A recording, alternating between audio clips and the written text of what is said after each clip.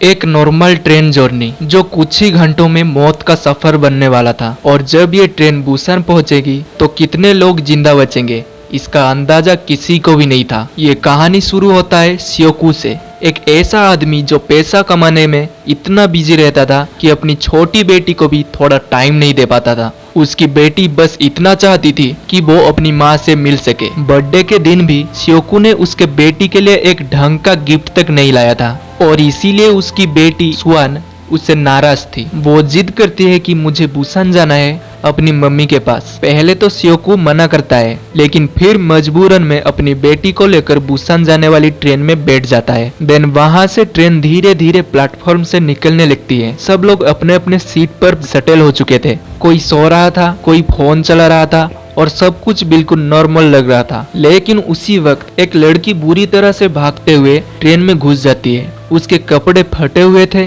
पैर में घाव था, सांस फूली हुई थी और चेहरे पे साफ डर दिखाई दे रहा था। किसी ने उसकी तरफ ध्यान नहीं दिया, लेकिन उन्हें क्या पता था कि वो लड़की ऑलरेडी इन्फेक्टेड थी।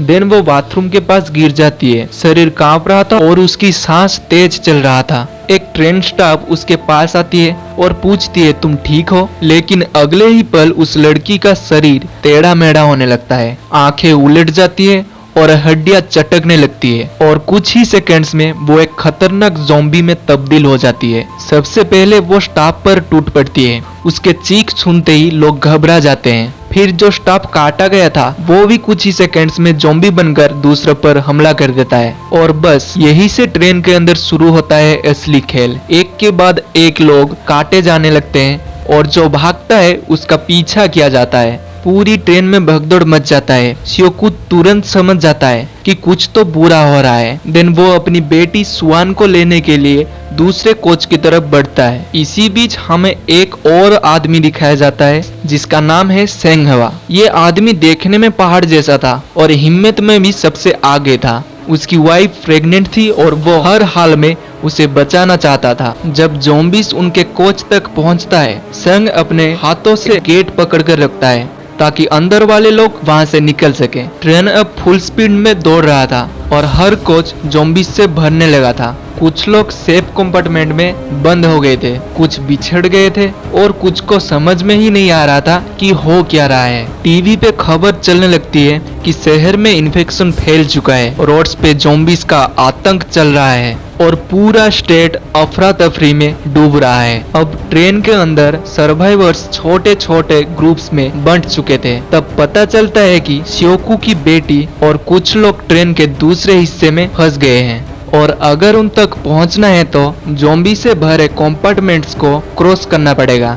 यानी हर दरवाजा खुलने का मतलब था मौत से सामना करना। लेकिन फिर भी स्योकू, सेंगवा और बेसबॉल प्लेयर मिलकर एक डेंजरस प्लान बनाते हैं। ये तीनों डिसाइड करते हैं कि एक एक कोच क्रॉस करके अपने लोगों तक पहुंचना होगा। जैसे ही वो पहला गेट खोलते हैं, सामने बहुत सारे ज़ॉम्बीज खड़े हुए थे। अगले ही पल सेंगवा उन पर टूट पड़ता है। वो एक को मुक्का मारता है, दूसरे को धक्का देता है। देन स्योकू और बेसबॉल प्लेयर भी हिम्मत करके साथ में लड़ने लगते हैं। कभी वो डोर बंद करते हैं और कभी सीट के ऊपर चढ़कर बचने की कोशिश करते हैं। अब हर कोच में मौत उनका इंतजार कर रहा था, लेकिन धीरे धीरे वो आगे बढ़ते जा रहे थे। तभी ट्रेन एक लंबी टनल पे घुस जाता है और पूरे कोच में अंधेरा छा जाता है। और यहीं पे स्योकू एक शॉकिंग बात नोटिस करता है। जिन ज़ॉम्बीज ने अब तक सबको पल भर में ढूंढ लिया था, वो अचानक रुक गए। उनकी गर्दनें इधर उधर घूमने लगी, हाथ हवा में झटकने लगे, जैसे उन्हें समझ ही नहीं आ रहा हो कि शिकार किधर गया। यानी इन ज़ॉम्बीज की सबसे बड़ी ताकत उनकी स्पीड थी, लेकिन सबसे बड़ा कमजोरी था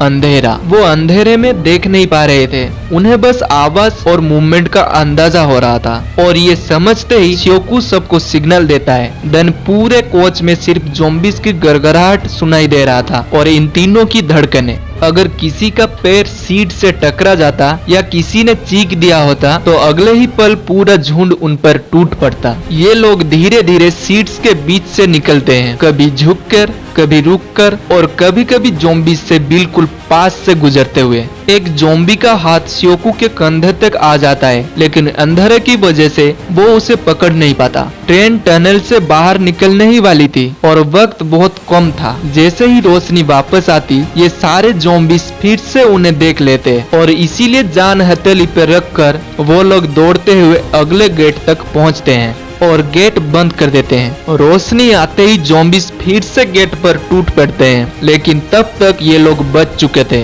यहीं से सबको समझ आ गया कि इस ट्रेन में जिंदा रहना है तो सिर्फ ताकत ही नहीं, दिमाग भी चाहिए। लेकिन उन लोगों को ज़ॉम्बीज से बचने के लिए और एक दूसरे टॉयलेट में छुपना पड़ा, ताकि वो लोग दूसरा टनल आते ही अंधेरे का फायदा उठा के आगे के कोच के तरफ बढ़ सके, जहां बेसबॉल प्लेयर यंगुक की जीएफ और बाकी सब लोग सेफ हैं। और आखिरकार वो लोग उस कोच के पास पहुंच जाते हैं जहां उनके अपने लोग बैठे हुए थे। लेकिन असली शौक अभी भी बाकी था, क्योंकि अंदर बैठे हुए कुछ जिंदा लोग ज़ॉम्बीज से भी ज्यादा खतरनाक निकले। अब सवाल ये था, क्या सर्वाइवर्स एक दूसरे को बचाएंगे या खुद एक दूसरे की मौत का कारण बन जाएंगे? ये जानने के लिए कमेंट करो पार्ट 2 नाउ। देन पार्ट 2 में हम देखेंगे कि कैसे सिर्फ 2 लोग बुसान तक सही सलामत पहुंच पाते हैं।